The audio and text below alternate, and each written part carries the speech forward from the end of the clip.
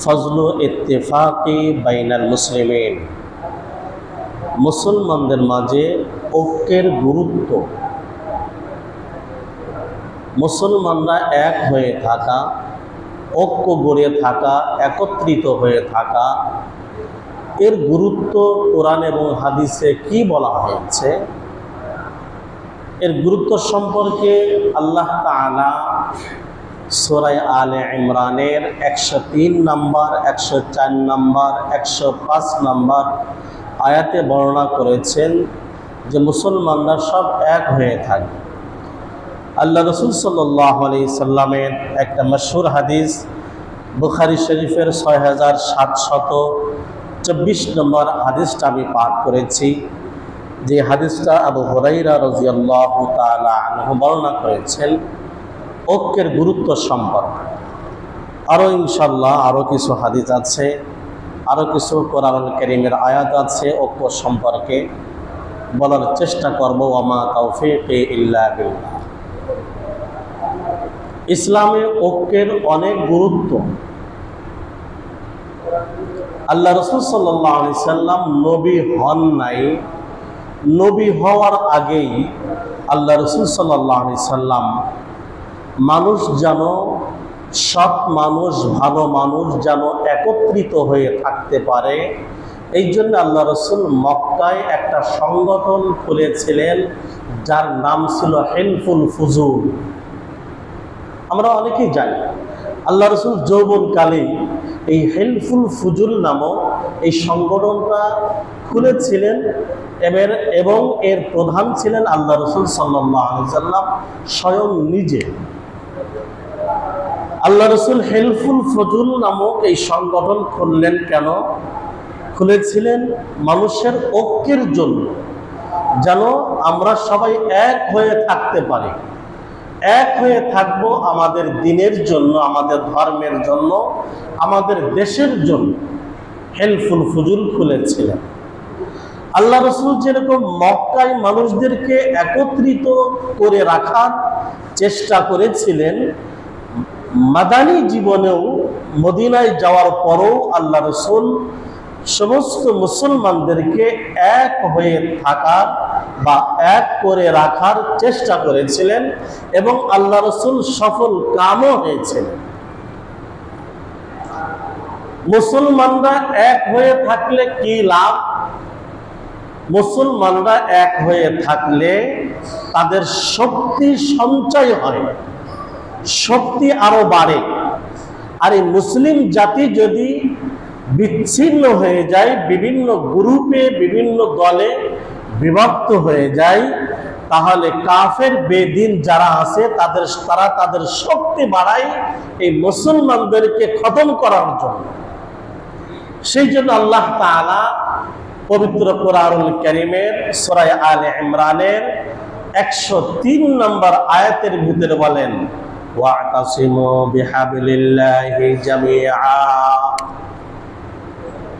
আল্লাহ তাআলা আমাদেরকে লক্ষ্য করে বলেন, হে মুমিন সম্প্রদায়, হে মুসলমানরা, ওয়া'তাসিমু, আল ই'তিসামু আই তামাসসাকু বিহাবলিল্লাহ। ওয়া'তাসিমু, তোমরা আঁকড়ে ধরো, বিহাবলিল্লাহি, আল্লাহ তাআলার রজ্জুকে, আল্লাহ তাআলার রশিকে। আল ই'তিসাম অভিধানের ভিতরে লিখেছে আল ই'তিসামু ই'তাসামা ইয়া'তাসিমু, অর্থ মজবুত করে ধরা, শক্ত করে ধরা, যেন হাতের থেকে না ছোটে।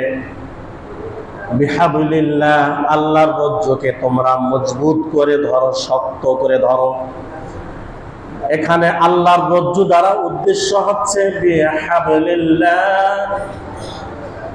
আই বিকুরআনিল্লাহ, আল্লাহ তাআলার কোরআনকে তোমরা কি করো? মজবুত করে ধরো। আল্লামা ইবনে কাসির রাহমাতুল্লাহ আলাইহি তার তাফসিরে ইবনে কাসিরের ভিতরে লিখেছেন, এখানে আল্লাহর রজ্জু দ্বারা উদ্দেশ্য কোরআন এবং সুন্নাহ। আল্লাহ তাআলার কোরআন এবং রাসূলের সুন্নাতকে বলা হয় হাবলুল্লাহ, আল্লাহর রজ্জু। আল্লাহ তাআলা এই কথা বলেন ওয়াতাসিমু বিহাবলিল্লাহি জামিআ, তোমরা আল্লাহর রজ্জুকে মজবুত করে ধরো, জামিআ, একত্রিত হয়ে। আল্লাহ তাআলা বিচ্ছিন্ন হওয়ার কথা বলেন নাই, একত্রিত হওয়ার কথা বলেছেন। তোমরা একত্রিত হয়ে আল্লাহ তাআলার রজ্জুকে তোমরা মজবুত করে ধরো। আল্লাহ তাআলা বলেন ওয়ালা তাফাররাকু, তোমরা বিচ্ছিন্ন হয়ো না, বিভিন্ন দলে উপদলে, তোমরা গ্রুপে গ্রুপে তোমরা বিচ্ছিন্ন হয়ো না। যেহেতু আমার রশি একটা, এই এক রশি সমস্ত মুসলমান তোমরা আঁকড়ে ধরো। আল্লাহ তাআলা কোরআনুল কারীমের ভিতরে বলেন ওয়ালা তাফাররাকু, তোমরা পরস্পর বিচ্ছিন্ন হয়ো না। বিচ্ছিন্ন হলে কি হবে, কি ক্ষতি হবে? আল্লাহ তাআলা বলেন বিচ্ছিন্ন হলে ক্ষতি হবে যে তোমরা যদি বিচ্ছিন্ন হয়ে যাও, ফাতাফশালু, তাহলে তোমরা দুর্বল হয়ে যাবে, ওয়াতাযহাবা রিহুকুম, এবং তোমাদের শক্তি নষ্ট হয়ে যাবে। ওয়াতাযহাবা রিহুকুম আই কুওয়াতাকুম, তোমাদের শক্তি, তোমাদের প্রভাব প্রতিপত্তি। কাফের মুশরিকরা যে তোমাদেরকে ভয় করত, তোমরা বিচ্ছিন্ন হয়ে যাওয়ার কারণে এই কাফের মুশরিক, এই ইহুদি খ্রিস্টান আর তোমাদেরকে ভয় করবে না, আর তোমাদের ভয় পাবে না। সাহাবায়ে কেরামকে কাফের মুশরিকরা ভয় পেত, জমের মতো ভয় করত। কেন সাহাবায়ে কেরামকে? সাহাবায়ে কেরামকে জমের মতো ভয় করত কাফের মুশরিকরা। তার কারণ হচ্ছে সাহাবায়ে কেরাম সবাই এক ছিলেন, একত্রিত ছিলেন। সেই জন্য আমাদের দেশের এক বুজুর্গ ছিলেন হাফিজ হুজুর রহমাতুল্লাহ আলাইহি, আমরা অনেকেই চিনি। হাফিজ হুজুর রহমাতুল্লাহ আলাইহির একটা স্লোগান ছিল, সমস্ত মুমিন এক হও, নেক হও, এক হও, নেক হও, এক হয়ে যাও এবং নেককার হয়ে যাও। মুমিনরা যদি এক হয়ে যায়, নেককার হয়ে যায়, কোন ইহুদি খ্রিস্টান, কাফের মুশরিক, বামপন্থী, এরা তাদের কোনো ক্ষতি করতে পারবে না। সেই জন্য মুসলমানদেরকে এক হতে হবে, এক হওয়ার কোনো বিকল্প নাই। আর কত মাইর খাবেন, কত আর মাইর খাবেন? এখন এক হতে হবে, সমস্ত ভেদাভেদ ভুলে গিয়ে এখন এক হতে হবে। যদি আমরা এক হতে পারি, এই শাহবাগীরা, এই নাস্তিক মুরতাদরা, এরা লেজ গুটিয়ে দিল্লি পালাতে বাধ্য হবে। ঠিক না? ঠিক না? যদি আমরা এক হতে পারি। এই শাহবাগীরা শাহবাগে বসে আল্লাহর হাবিবকে গালি দিয়েছে, ইসলামের কুৎসা করেছে, কোরআন হাদিসের বিরোধিতা করেছে, বিরুদ্ধে কথা বলেছে। তাদের কত বড় দুঃসাহস যে আল্লাহ রসুলকে নিয়ে তারা গালিগালাজ করেছে, এই শাহবাগীরা। কেন? কারণ কি? আমরা এক ছিলাম না। আমরা যদি এক হয়ে থাকতে পারি, আজকে আমরা প্রতিজ্ঞা করব, সমস্ত ভেদাভেদ ভুলে গিয়ে, ভুল ত্রুটি ভুলে গিয়ে আমরা সবাই এক হয়ে যাব, ভাই ভাই হয়ে যাব। হতে পারবো না আমরা? ইনশাআল্লাহ আমরা এক হব তাওহীদের ভিত্তিতে, একাত্মবাদের ভিত্তিতে, যে আল্লাহ আমাদের এক আল্লাহ। যদি আমরা আল্লাহকে এক হিসাবে যদি বিশ্বাস করি, তাহলে আমাদের সবাইকে এক পতাকা তলে আসতে হবে।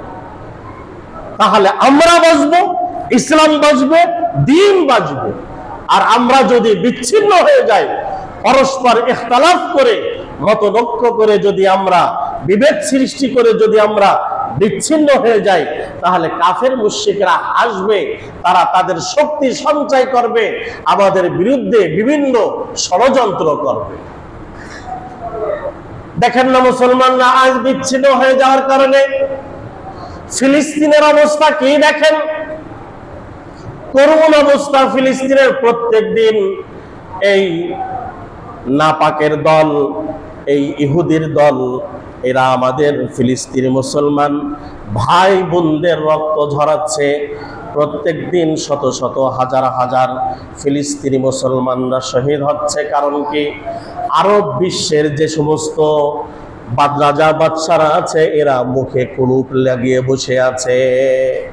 আরব বিশ্ব যদি একটু হুমকি দিত, আরব বিশ্ব যদি একটু হুমকি দিত, এরা কি ফিলিস্তিনিদের উপর আক্রমণ করতে পারে না? কোনোদিনও পারত না।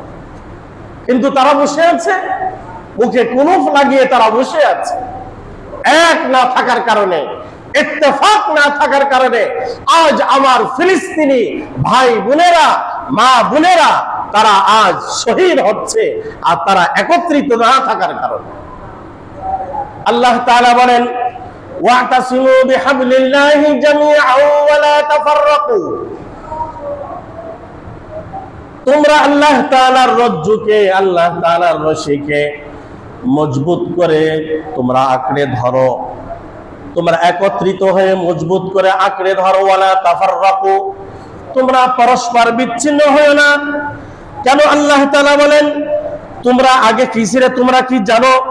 ওয়াযকুরু নি'মাতাল্লাহি আলাইকুম, তোমাদের উপর আল্লাহ তাআলার এই নিয়ামতের কথা তোমরা স্মরণ করো। কখন? ইদ কুনতুম আ'দাআন, যখন তোমরা পরস্পর এক সময় শত্রু ছিলে। ফাআল্লাফা বাইনা কুলুবিকুম, অথবা আল্লাহ তাআলা তোমাদের মুমিনদেরকে, মুমিনদের মনকে একত্রিত করে দিয়েছেন। ফাসবাহতুম বিনি'মাতিহি ইখওয়ানা, তারপরে তোমরা আল্লাহ তাআলার দয়ায় ভাই ভাই হয়ে গিয়েছো। আল্লাহ তাআলা সূরা হুজরাতের 10 নম্বর আয়াতের ভিতরে বলেন, ইন্নামাল মুমিনুনা ইখওয়াতুন ফাসলিহু বাইনা আখাওয়াইকুম ওয়াত্তাকুল্লাহ লাআল্লাকুম তুরহামুন। আল্লাহ তাআলা বলেন, ইন্নামাল মুমিনুনা ইখওয়াতুন, সমস্ত মুমিন ভাই ভাই। সমস্ত মুমিন কি? সমস্ত মুমিন ভাই ভাই। ইন্নামাল মুমিনুনা ইখওয়া, সমস্ত মুমিন ভাই ভাই। ইন্নামাল মুমিনুনা ইখওয়াতুন ফাসলিহু বাইনা আখাওয়াইকুম, তোমাদের ভিতরে যদি কোনো দ্বন্দ্ব হয়ে যায় কখনো, তাহলে তোমরা ভাই ভাই হিসেবে তোমরা দ্বন্দ্ব মিটিয়ে নেবে। তোমাদের দ্বন্দ্বটা যেন কাফের মুশরিকদের পর্যন্ত না যায়। তোমাদের ভিতরে দ্বন্দ্ব হয়ে গিয়েছে, পারস্পরিক কোনো সমস্যা হয়ে গিয়েছে, এই সমস্যার কথা যেন কোনো কাফের মুশরিকরা টের না পায়। তোমরা সবাই একত্রিত হয়ে যাবে। আল্লাহ তাআলা বলেন, আল্লাহ রাসূল বলেন, বুখারী শরীফের 6724 নম্বর হাদিস, আল্লাহ রাসূল বলেন, ইয়াকুম ওয়াজ্জন, তোমরা ধারণা থেকে বেঁচে থাকো, মানুষের প্রতি খারাপ ধারণা করো না, তোমরা ধারণা করা থেকে বেঁচে থাকো। ফাইন্নাজ জন্না আকযাবুল হাদিস, কেননা ধারণা করা এইটা চরম পর্যায়ের একটা মিথ্যা অপবাদ। ধারণা করা এটা চরম পর্যায়ের একটা মিথ্যা অপবাদ। আল্লাহ রাসূল তারপরে বলেন, ওয়ালা তাহাসসাসু, তোমরা কারোর দোষ খুঁজো না। ওয়ালা তাজাসসাসু, আর কারোর দোষ বাইর করার চেষ্টাও করো না। ওয়ালা তাবাগাজু, আর তোমরা পরস্পর বিদ্বেষ পোষণ করো না। ওয়াকুনু ইবাদাল্লাহি ইখওয়ানা, তোমরা সবাই আল্লাহর বান্দা, তোমরা সবাই পরস্পর ভাই ভাই হয়ে যাও, ভাই ভাই হয়ে যাও। সেই জন্য ভাই দোস্ত বুজুর্গ, আমাদের দেশ রক্ষার্থে, ইসলাম রক্ষার্থে, কোরআন সুন্নাহ রক্ষার্থে আমাদের সবাইকে এক হতে হবে ইনশাআল্লাহ। হবে তো ইনশাআল্লাহ এক? ইনশাআল্লাহ।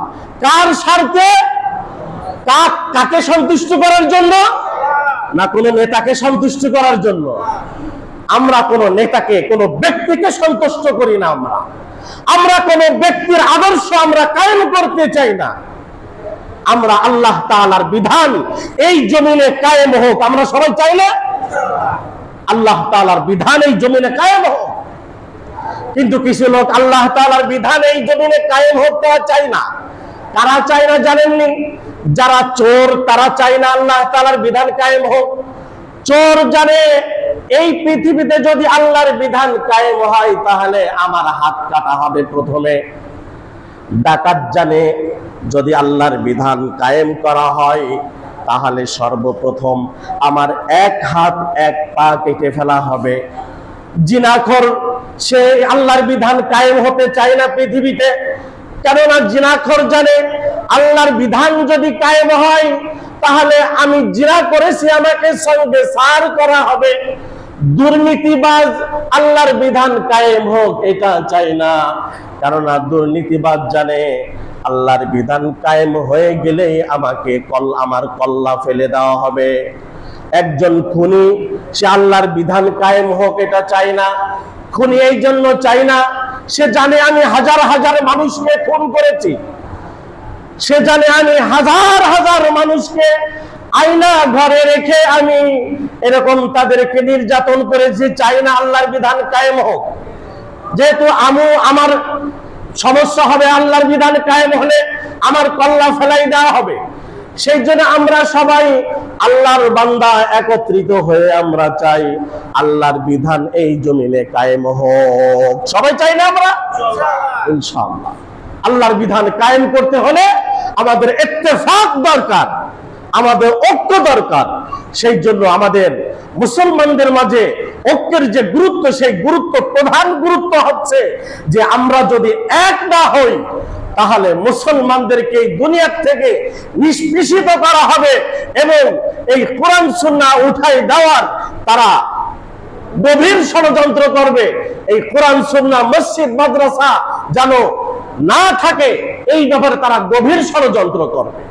সেই জন্য আল্লাহ তাআলা কোরআনুল কারীমের ভিতরে বলেন, ওয়ালা তাফাররাকু, তোমরা পরস্পর বিচ্ছিন্ন হয়ে না।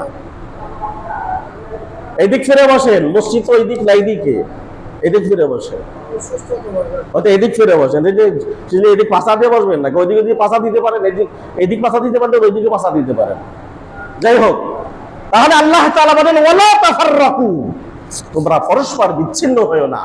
সেই জন্য শান্তি বজায় রাখতে হলে আমাদের সর্বক্ষেত্রে ঐক্য থাকতে হবে, আমার সংসারে ঐক্য থাকতে হবে, আমার মাঝে, আমার স্ত্রীর মাঝে, আমার ছেলের মাঝে, আমার মেয়ের মাঝে, সংসারে ভাই বোন যারা আছে, যদি কারোর মাঝে যদি ইখতিলাফ থাকে, মতনৈক্য থাকে, তাহলে আর শান্তি থাকে না।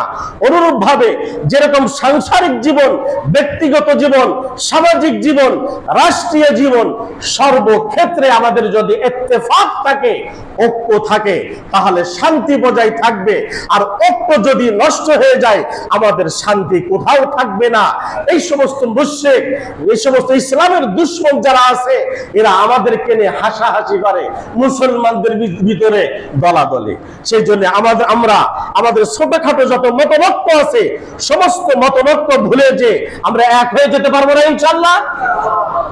কিছু কিছু লোক আছে বলে আবার কি হুজুরদের ভিতরে মিল নাই, তা আমরা কি করব, এরকম কথা কয় না? দুই হুজুর এক ছাতার নিচে শুতে পারে না, এরকম কথা বলে না? আপনি দেখেন তো, আপনার পরিবারে আপনি এক দল করেন, আপনার বউ আর এক দল করে, আপনার এক ছেলে আর এক দল করে, আপনার আর এক ছেলে এক দল করে, আপনার বৌমা এক দল করে, আর আপনার আর এক বৌমা আর এক দল করে, আপনার নাতি আর এক দল করে, আপনার পুতি আর এক দল করে। তা আপনি তো আপনার সংসারে এক হতে পারলেন না, আপনি হুজুরের পিছনে লাগলেন কেন? আর দুই হুজুর এক কম্বলের নিচে ঘুমাতে পারে না, এক কম্বলের নিচে ঘুমানো তো হারাম, এটা কি জানেন? বালেক দুইজন পুরুষ, বালেক দুইজন মহিলা, স্বামী স্ত্রী ছাড়া এক কম্বলের নিচে, এক কাপড়ের নিচে ঘুমানো হারাম, এটা কি জানেন? মুসলিম শরীফের হাদিস 655 নম্বর হাদিস। মুসলিম শরীফের কত নম্বর হাদিস? আল্লাহ রাসূল বলেন, লা ইউফজির রাজুলু ইলার রাজুলি ফি সাওবিন ওয়াহিদিন, কোন পুরুষ যেন আরেকজন পুরুষের সাথে একই কাপড়ের নিচেই না ঘুমায়। ওয়ালা তুফজিল মারআতু ইলাল মারআতি ফি সাওবিন ওয়াহিদিন, কোন নারী যেন, বালেগ নারী যেন দুই নারী একই কাপড়ের নিচেই যেন না ঘুমায়, আল্লাহ রাসূল হারাম করেছেন এইটা। তা হুজুররা একসাথে ঘুমাবে কি করে একটা খেতার নিচে? আল্লাহ রাসূল তো 1400 বছর আগে এটা হারাম করেছেন।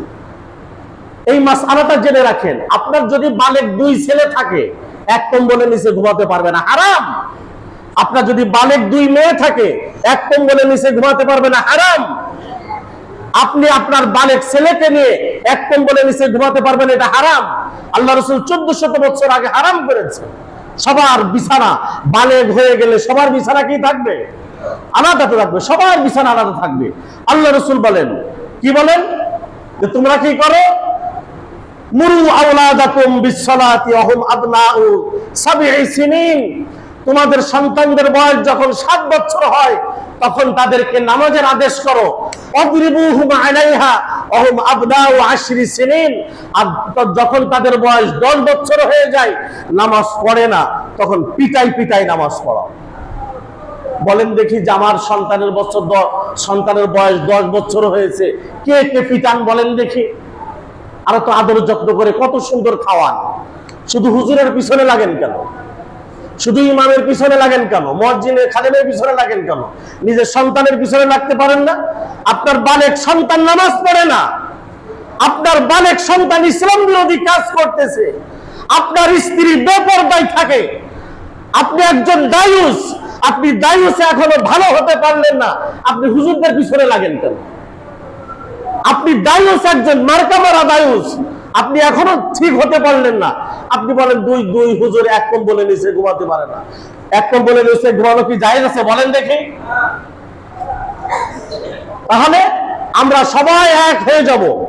আল্লাহ রাসূল বলেন, ওয়ালা তাহাসসু, তোমরা কারো দোষ ধরো না। ওয়ালা তাজাসসু, তোমরা কারোর দোষ বের করার চেষ্টা করো না। ওয়ালা তাবাগযু, তোমরা বিদ্বেষ পোষণ করো না, পরস্পর হিংসা করো না। অকুনু ইবাদাল্লাহি ইখওয়ানা, তোমরা পরস্পর আল্লাহর বান্দারা ভাই ভাই হয়ে যাও, ভাই ভাই হয়ে যাও। সেই জন্য আমাদের ঐক্যের সময় এসেছে। আমরা সবাই এক পতাকা তলে আসবো তো ইনশাআল্লাহ। কার সন্তুষ্টির জন্য? না কোনো নেতা নেত্রীর সন্তুষ্টির জন্য। আমরা কোন নেতা নেত্রীকে সন্তুষ্ট করতে চাই না, আমরা সন্তুষ্ট করতে চাই আল্লাহ এবং আল্লাহর রাসূলকে। ঠিক না? ঠিক না? আমরা কাকে সন্তুষ্ট করতে চাই? আল্লাহ এবং আল্লাহর রাসূলকে। আমরা কোন নেতা নেত্রীর আদর্শ বাস্তবায়ন করতে চাই না, আমরা আদর্শ বাস্তবায়ন করতে চাই মুহাম্মদ সাল্লাল্লাহু আলাইহি ওয়াসাল্লামের আদর্শ আমরা বাস্তবায়ন করতে চাই। সেই জন্য আসুন আমরা সব এক হয়ে যাই। দেখেন না শায়েখ আহমদুল্লাহ, শায়েখ আহমদুল্লাহ পুরা দেশের করে দিচ্ছে। শায়েখ আহমদুল্লাহ একজন হুজুর। দেখেন গতকালকে সাক্ষাৎকারে যে সাংবাদিকরা যে আপনি দেশের জন্য কি করতে চান বা দেশের জন্য বন্যা না হয় সেই ব্যবস্থা আমি নিতে চাই, আমি প্রধান উপদেষ্টা সহ সমস্ত উপদেষ্টাদের সাথে আমি পরামর্শ করব যে দেশে যেন বন্যা না হয়। কি করবেন আপনি? আস-সুন্নাহ ফাউন্ডেশনের পক্ষ থেকে যত খাল বিল নদী নালা আছে এইগুলি পুনরায় খনন করার চেষ্টা করবে ইনশাআল্লাহ। এরকম একটা বাপের বেটা দেখান তো বাংলাদেশে, সে যে ত্রাণ দিচ্ছে মানুষদেরকে, সে যে পরিমাণ ত্রাণ দিচ্ছে মানুষদেরকে, দেখেন তো এরকম একটা বাপের বেটা। কত রাজনৈতিক দল দেখলাম, দেখান তো যে এত ত্রাণ কে দিচ্ছে, এত সহযোগিতা কে করছে। খড় কুটা নিয়ে যেতে হবে, গরু ছাগলের খাদ্য নিয়ে যেতে হবে, এটা আমার আর আপনার ব্রেনে আসবে না, কিন্তু তার ব্রেনে আসছে যে মানুষ তো ত্রাণ পাচ্ছে, তারা তো খাচ্ছে, কিন্তু জীব জানোয়ার তারা কি খাচ্ছে? তারা তো কিছু খাচ্ছে না।